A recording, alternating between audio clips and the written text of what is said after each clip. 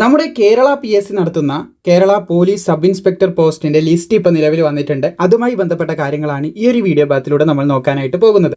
ഇവിടെയായിട്ട് നിങ്ങൾക്ക് കാണാൻ സാധിക്കും കാറ്റഗറി നമ്പർ 510/2024 ആണ്. അതിൻ്റെ ഷോർട്ട് ലിസ്റ്റ് ഇപ്പോൾ നിലവിൽ റിലീസ് ചെയ്തിരിക്കുകയാണ്. ഇവിടെ നിങ്ങൾക്ക് കാണാൻ സാധിക്കുന്നതാണ്.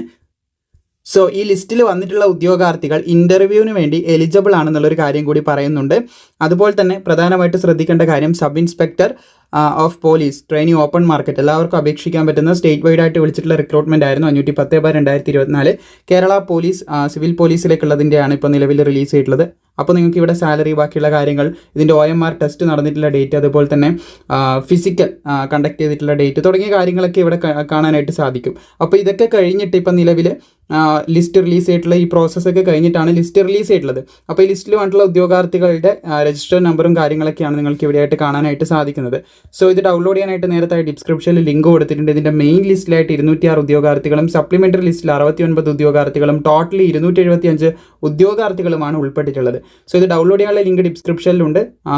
നിങ്ങൾ ഈ ഘട്ടങ്ങളൊക്കെ പാസ്സായിട്ട് വന്നവരാണെങ്കിൽ ലിസ്റ്റ് വയ്ക്കാൻ താല്പര്യപ്പെടുന്നുണ്ടെങ്കിൽ തീർച്ചയായും താഴെ ഉണ്ട്. അതുപോലെ തന്നെ നിങ്ങളുടെ സുഹൃത്തുക്കൾ ആരെങ്കിലും ഈ ഒരു പോസ്റ്റിലേക്ക് തയ്യാറെടുക്കുന്നുണ്ടെങ്കിൽ അവരുടെ ലിസ്റ്റ് തയ്യാറെടുത്ത് ഈ ഒരു സ്റ്റേജിലേക്ക് എത്തിയിട്ടുള്ളവരുണ്ടെങ്കിൽ അവർക്കും ഇത് ചെക്ക് ചെയ്യാനായിട്ട് സാധിക്കുന്നുണ്ട്. പിന്നെ കട്ട് ഓഫ് പലരും ചോദിക്കാൻ സാധ്യതയുണ്ട്. Cut off ഇതിലുണ്ടാവില്ല.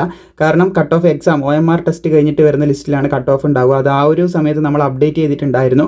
ഇത് നമുക്ക് ഓരോരോ ടെസ്റ്റ് ചെയ്യും. ഫിസിക്കൽ ടെസ്റ്റ് കഴിഞ്ഞു, അതുപോലെ തന്നെ ഫിസിക്കൽ മെഷർമെൻറ്റ്, അതുപോലെ ഫിസിക്കൽ എഫിഷ്യൻസി ടെസ്റ്റ് കഴിഞ്ഞു, അപ്പോൾ റീമെഷർമെൻറ്റ് കഴിഞ്ഞു. അതൊക്കെ കഴിഞ്ഞ് വരുന്ന സമയത്ത് അതിന് ഇതുണ്ടാവത്തില്ല, കട്ട് ഓഫ് അല്ല വരുന്നത്. അത് പാസ്സാകുന്നവരുടെ ലിസ്റ്റായിരിക്കും പിന്നെ വരിക. ഇനി ഇൻ്റർവ്യൂ ഉണ്ട്, ഇൻ്റർവ്യൂ പാസ്സാകുന്നവർക്ക് മറ്റൊരു ഇതായിട്ടാണ് വരിക.